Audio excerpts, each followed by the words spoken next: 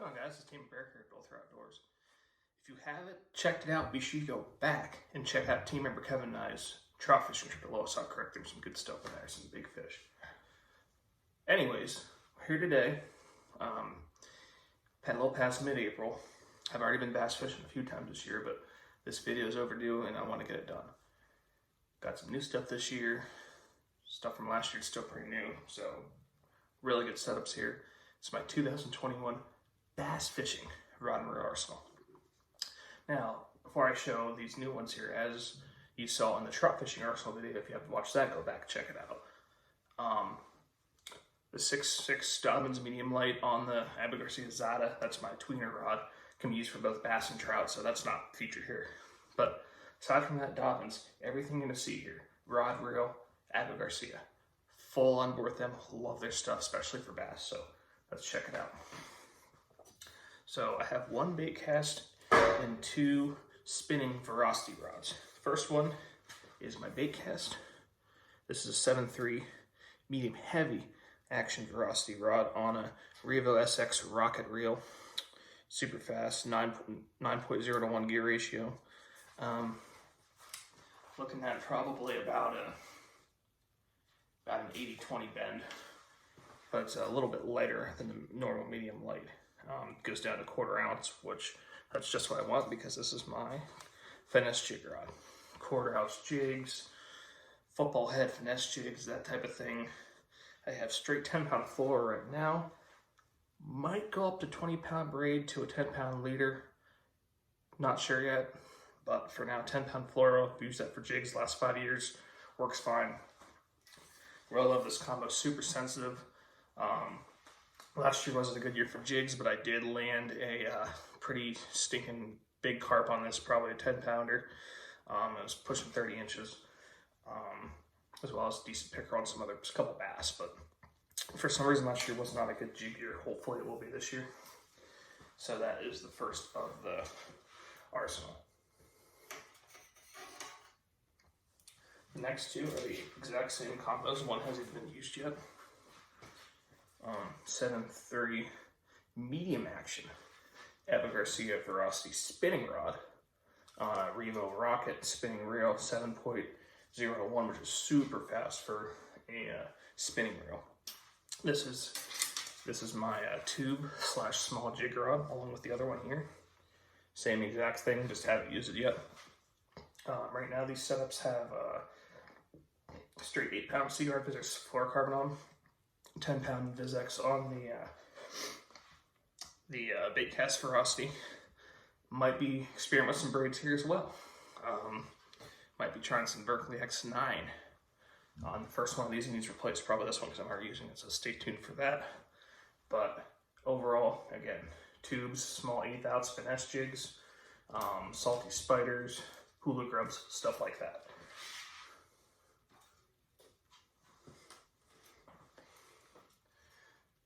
So those are all my 3 Veracity rods.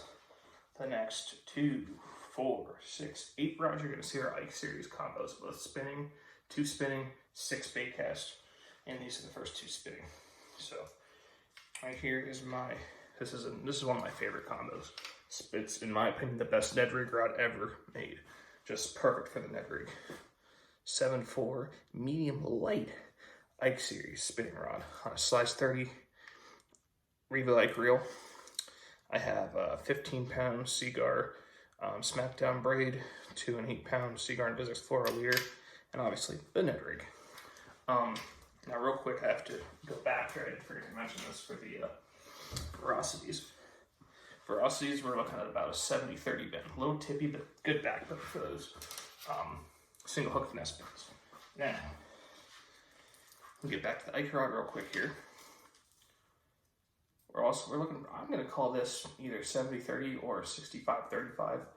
A little more backbone than your typical medium light, and that's good for these Ned baits, but you can really bomb stuff with this. With this braid setup, I can throw this really far, so good little Ned rig setup here.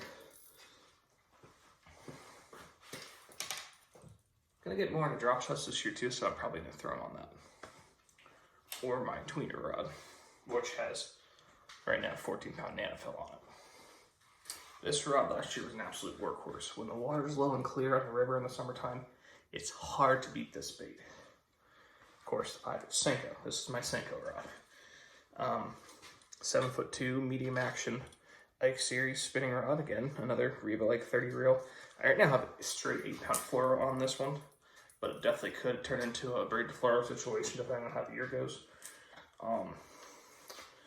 Looking at it, back to that 70-30 bend, same bend I had for my Veracity tube/small jig rods, hula grub, solid spider rods, all that stuff. About the same backbone as that, but this is just, I mean, this rod is very good for, I'm not gonna say this is like the GOAT, like the 7.4 is for Senkos or for Ned, but this is the best Senko rod I've ever used.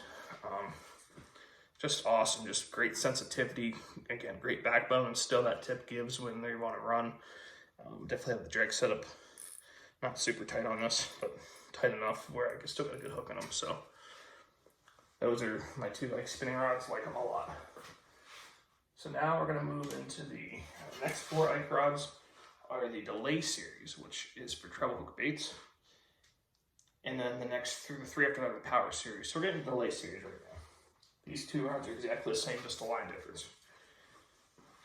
6'8", medium action. I've got the Ike series, got that short butt because this is my jerkbait / topwater rod. If I need a second jerkbait, I'll throw fluorocarbon later into this monofilament, which is a straight mono. And then summertime with straight mono, I'll just tie on topwater. 6/6 to 1 Revo Ike reel. Right now I have 10-pound Berkeley Trilene 100 monofilament. For twitching baits, you know, like Zara spooks, poppers, you know, Sammys, stuff like that. That's what this rod specifically will be designed for the summer. And again, if needed, a second jerkbait rod with fluorocarbon leader tied to it. So.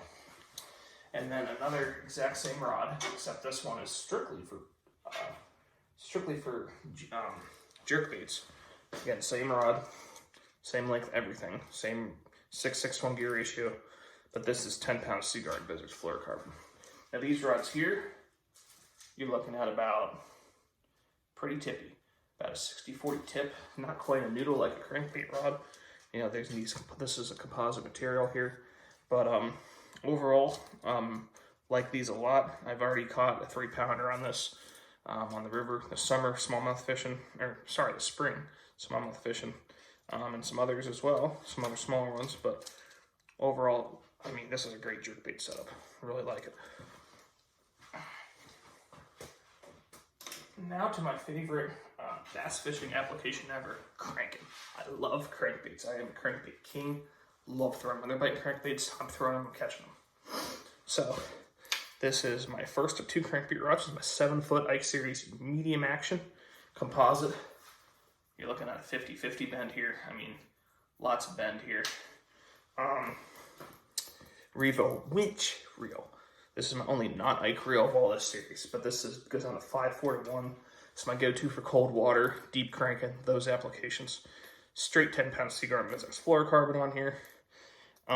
This is pretty much my rod for like DT4s, DT6s, jointed shatter. So those smaller crankbaits in the springtime, basically my round bill crankbaits, really most of them. And then I'll deep crank in the summer on this if I need to. So that's what I do with this one. My second crankbait rod, this is what I pretty much use as my big square bill rod, or medium bill, like this 6 cents 55 crush, I believe it is. But anyways, 7'3" medium action Ike Series rod. So a little longer rod, but still looking at 50-50 bend. So very composite, very parabolic. That same 6/6 to 1 Ike reel I have on my jerkbait and topwater rods, but this I have up to 12-pound Seaguard Blizzard's fluorocarbon. What that allows me to do, as I spoke about in my crankbait hack video, go back and check that out, is fish some more shallow water. Doesn't let my crankbait fully get down the water column. So if I'm fishing shallow wood or shallow current or something, I can still throw a square bill. So, but Good setup. This is what I pretty much use for those crankbaits I mentioned in my last one.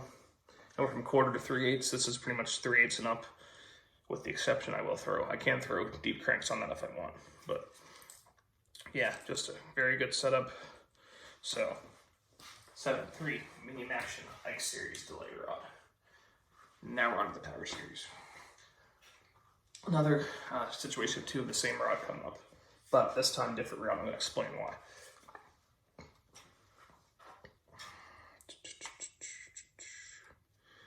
(7.2) Ike series, medium heavy, Baitcast rod, 6/6 to 1 reel. This is pretty much my spinnerbait / chatterbait rod. I usually throw chatterbaits on a super high speed reel. I can't with spinnerbaits, which I'm going to talk about. But chatterbaits, you know, I'm pretty much right in that just normal cranking range. I could also throw a wobble hit on this if I wanted to, because this is actually the jig rod, which pretty much is translation for great for single hook baits. Very good backbone. About an 80/20. I mean, this is stiff as a board. So good rod here. And that same rod, have another 7'2" medium heavy Ike series casting rod. Now I'm up to the 8.0 ratio, super fast to pick up line. As you see, I have a spinnerbait here, so I can burn spinnerbaits with this in the summer with this fast rod, but mostly this is my rod for big jigs, like if I'm throwing a 1/2 ounce, dragging like a big football head, big Texas rig, like a lighter, flip it up like a mini flip jig, something like that. I can also throw in these when I want to really just pick up a lot of line quick, and works well. Last but not least, this is basically my workhorse, my stinging broomstick. Probably like an 85/15 bend. I mean, really stiff. This is my 7.6 medium heavy, right on the fringe of being heavy action Ike series rod, 50-pound Seagar Smackdown braid to 20-pound Seagar leader line here, fluorocarbon. Basically, this is either my big topwater rod, like for frogs, street braid. I have a Whopper plopper on here now, but if I was going to, I just for basically a placeholder. But if I'm going to throw that, I'd put on 20-pound mono as a leader for that. And then basically, this is my flipping rod. I'm flipping creature baits like, you know, a beaver, rage bug, anything along those lines in the heavy cover with tungsten weight. And that's what I'm using. Or a bigger flipping jig. So, and again, 8.0 to 1, real pickup line quick. And that's my lineup. So I just showcased to you guys 12 combos of mine for bass. I have, like I said, that tweener's my 13th in case I need extra spinning for a super finesse bite. But I'm really excited to get them used this year. I have already used a few this year, so hopefully I'll bring you some action ripping lips on them. So this team member Eric coming to you from the garage with my 2021 bass fishing rod and reel arsenal. Thank you for watching this Dual Throw Outdoors video. If you like this video, be sure to leave it a like, share with your friends, and subscribe to our channel if you haven't already. Also, be sure to follow us on Facebook and Instagram for more Dual Throw Outdoors content.